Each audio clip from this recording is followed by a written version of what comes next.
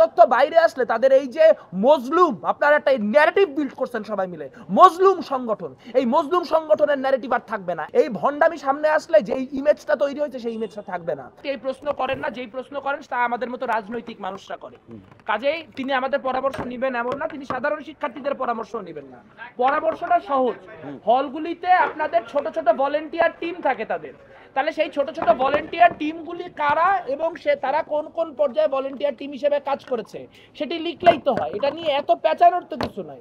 যে আপনার মনে করেন একটা নির্দিষ্ট হল, মনে করেন মুহসিন হলে ছাত্র শিবিরের নানান পর্যায়ে 2 জন 3 জন 5 জন 10 জন 100 জন কর্মী আছেন, তারা ওনাদের তো নানান রকম ভাগ আছে, সাথী অমুক তমুক, তা সেই ভাগে কোন ভাগে কতজন শিক্ষার্থী আছেন ওই হলটাতে, এইটা প্রকাশ্য একটা লিস্ট দিলেই তো মিটে যায়। কিন্তু তারা তা দিবেন না কারণ পূর্ববর্তী আমলে কারা কারা তাদের মধ্যে ছাত্রলীগের সঙ্গে সম্পৃক্ত ছিল এই তথ্য বাইরে আসলে তাদের এই যে মজলুম, আপনারা একটা ন্যারেটিভ বিল্ড করছেন সবাই মিলে, মজলুম সংগঠন, এই মজলুম সংগঠনের ন্যারেটিভ আর থাকবে না। এক আর দ্বিতীয়ত হচ্ছে আপনার ছাত্র আন্দোলন বিষয়ক সম্পাদক প্রকাশ্যে হবে হচ্ছে ছাত্র রাজনীতি নিষিদ্ধ বিষয়ক সম্পাদক, মানে তিনি সাধারণ শিক্ষার্থীদের ছাত্র রাজনীতি নিষিদ্ধ করার আন্দোলনে নিয়ে যাবেন, আর গোপনে গোপনে তিনি থাকবেন ছাত্র আন্দোলন বিষয়ক সম্পাদক।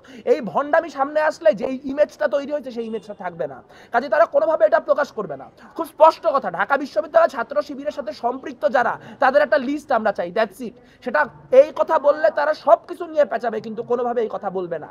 আর একটা পয়েন্ট যুক্ত করা খুব জরুরি, এখানে হল দখলদারিত্ব বন্ধ করার জন্য ছাত্র রাজনীতি নিষিদ্ধের আলাপ উঠেছে, কিন্তু আপনারা জানেন যে হলের প্রশাসন আসলে হলের মূল ভূমিকায় থাকে, এবং একজন প্রভোস্ট এবং তার যেই টিম তারা যদি না চান তাহলে কোনো হল জীবনেও দখল করা সম্ভব না।